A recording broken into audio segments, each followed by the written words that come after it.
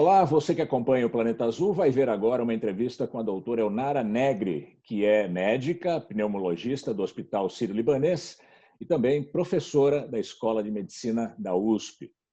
Doutora Elnara, muito obrigado por estar aqui com a gente no Planeta Azul. Obrigada a vocês, obrigada pela oportunidade. Conosco nessa entrevista está também o diretor de redação do Planeta Azul, o jornalista Marco Piva. Olá, Rodolfo. Olá, doutora Elnara. Olá.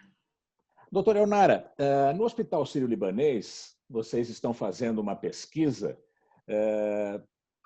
ministrando anticoagulantes em pacientes do Covid-19 para evitar um progresso maior da doença, um problema maior da doença. Como é que é essa pesquisa que vocês estão fazendo? Na verdade, nos primeiros pacientes que a gente tratou, a gente observou uma resposta de hipercoagulabilidade sanguínea. Esses pacientes eles são afetados pelo vírus, eles têm o epitélio respiratório totalmente destruído e eles fazem uma reação depois, lá pelo sexto, sétimo dia da doença, de hipercoagulação para tentar conter esse processo de invasão do vírus. E essa hipercoagulação, ao invés de ser benéfica para o paciente, acaba por obstruir os vasos pulmonares. Inicialmente são microcirculações, microvasinhos pulmonares, e ela impede a troca de oxigênio do ar com o sangue. E o paciente começa a ficar em insuficiência respiratória por trombose de pequenos vasos. E aí a gente observou que dando doses de anticoagulantes ministradas de maneira precisa e sob supervisão médica diária, anticoagulantes de uso hospitalar, esses pacientes pararam de piorar e começaram a melhorar rapidamente dessa queda da oxigenação. Em muitos casos nós conseguimos evitar com que eles fossem intubados, com que eles precisassem do ventilador, do respirador mecânico. Essa hipercoagulação é uma resposta do organismo, do nosso organismo, todos nós temos, à invasão do vírus, é isso? Exato. Alguns em maior ou menor grau.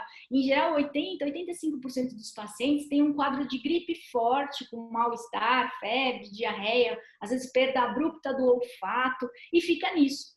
15 a 20% tem esse quadro mais grave de hiperresposta do sistema de coagulação com a formação dos microtrombos. Esses são os pacientes que têm a queda na oxigenação. E esses pacientes têm que procurar ficar atentos ao sexto, sétimo dia de instalação da doença para a gente ver se vai ter essa queda de oxigenação. Então, eles têm que procurar o hospital mais ou menos nessa época, se sentirem falta de ar ou cansaço. E aí a gente já começa o tratamento nessa hora. É importante falar, Rodolfo, que nenhuma pessoa deve tomar anticoagulantes em casa. E esses anticoagulantes por boca, de comprimido, não servem. São anticoagulantes que não servem para esse tratamento. Tem que ser endovenoso ou subcutâneo em hospital.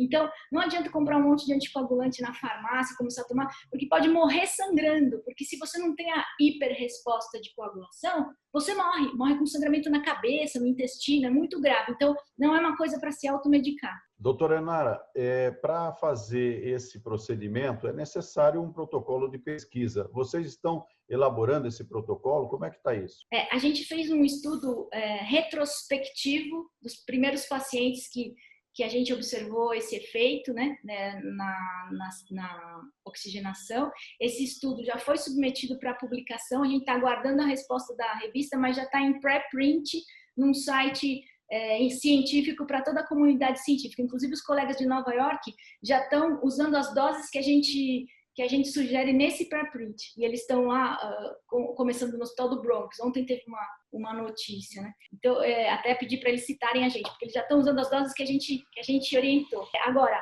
a gente hoje está entrando com um projeto prospectivo, quer dizer, daqui para frente, de observar esses pacientes prospectivamente no hospital. E esse projeto vai para a CONEP provavelmente entre hoje e amanhã.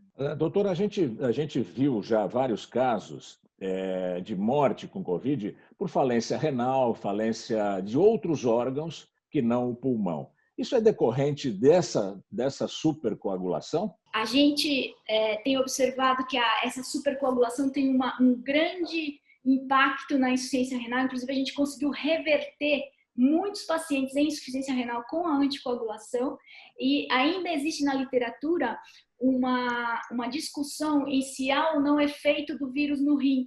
Ninguém conseguiu mostrar o mesmo efeito que a gente fala que é citopático do epitélio respiratório na célula renal. E ainda tem os estudos de autópsia que estão sendo feitos, né, que vem agora cada vez mais mostrando que é possível sim que essa hipercoagulação também haja nos demais órgãos. Alguns coágulos foram encontrados, inclusive, na microcirculação da pele, por isso o paciente tem tanta dor, como se fosse uma dor de falta de circulação. Doutora Elnara, esses testes que vocês estão realizando começaram quando e quantos pacientes vocês já acompanharam? A primeira paciente que a gente tratou foi mais ou menos dia 22, 23 de março. Era uma senhora que estava morrendo de insuficiência respiratória e fez um dedinho roxo lá e a gente começou a dar a heparina por essa falta de sangue, de circulação no pé e imaginando que os coágulos estivessem se formando, e ela começou a melhorar, ela já foi para casa. Isso foi 22 de março, o primeiro paciente. E a gente está até agora com aproximadamente 40, 50 pacientes, mas a gente publicou os primeiros 27. A senhora disse que o tratamento deve ser iniciado no 7º dia da doença. Mais ou menos no 7º dia. Como é que se sabe exatamente o dia do início da doença? Então, é o dia dos primeiros sintomas. A primeira febre, a primeira dor de garganta forte, diarreia, perda do olfato. Esse vai ser o dia dos primeiros sintomas. E a partir daí você vai contando. No começo, nos primeiros 7 dias, você tem o que a gente chama de tempestade de interleucinas, que é uma resposta inflamatória bem grande, com mal-estar, febre, diarreia, dor no corpo, cansaço, e assim vai, até o 6º, 7º dia, quando você pode começar a melhorar e ficar bem, ou você pode começar a ter falta de ar. Então, nessa hora, entre o 6º e o 7º dia, tem que prestar atenção à falta de ar, e se ela se instalar, ir rapidamente ao serviço médico para medir a oxigenação. Doutora Elnara, diante da novidade da Covid-19 no mundo inteiro, existe uma corrida por pesquisas para se tentar uma solução, seja através de vacinas, remédios, paliativos, enfim. A senhora acredita que o Brasil está fazendo o esforço necessário nesse sentido? Eu acredito que sim. Pelo menos nós estamos fazendo o possível. E uma coisa interessante que eu também, e muito importante para ressaltar, os colegas da medicina intensiva, das UTIs, eles estão trabalhando assim arduamente e todos juntos. Assim, no Sírio a gente teve uma mortalidade em torno de 7 a 9%, enquanto UTIs dos Estados Unidos mostram mortalidades de 80%. Quer dizer, os colegas da UTI, a medicina intensiva feita de boa qualidade, com comprometimento, como a gente tem observado aqui nos nossos colegas, é muito importante também, não só a anticoagulação e os remédios. Mas, assim, o que a gente precisa idealmente, seria da vacina ou de um antiviral potente, que até agora a gente não tem. Então, a anticoagulação não vai tratar a infecção pelo corona, mas vai tratar suas consequências no corpo dos pacientes que evoluem para a forma mais grave, você entendeu? E sempre agradecendo o empenho dos colegas intensivistas, que são muito importantes. Esse protocolo que vocês estão desenvolvendo no Hospital Sírio-Libanês, da administração de anticoagulantes, ele indica no futuro uma diminuição da necessidade dos ventiladores, né, dos respiradores artificiais, né? É isso que a gente vai tentar provar nesse estudo prospectivo, porque a impressão clínica que a gente tem é muito forte, mas a ciência tem que ser provada com grandes números de pacientes. Então, é isso que a gente vai fazer nesse prospectivo aí. Doutora Elnara, recentemente, o próprio presidente da República falou da cloroquina e aí houve uma corrida às farmácias, todo mundo querendo a cloroquina, o hidroxicloroquina, e isso acabou desaparecendo do mercado.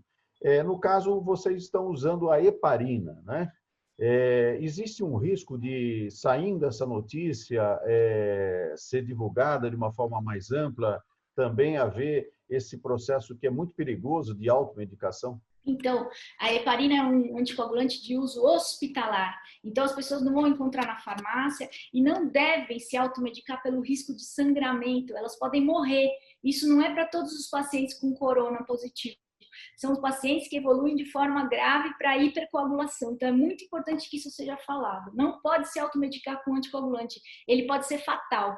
Nós agradecemos muito a entrevista aqui no Planeta Azul com a doutora Eunara Negri, médica do Hospital Sírio-Libanês, médica pneumologista e também professora da Faculdade de Medicina da Universidade de São Paulo. Muito obrigado, doutora Eunara Negri. Agradeço também a participação de Marco Piva, diretor de redação do Planeta Azul. Obrigado a vocês e até a próxima. Eu que agradeço. Muito obrigada.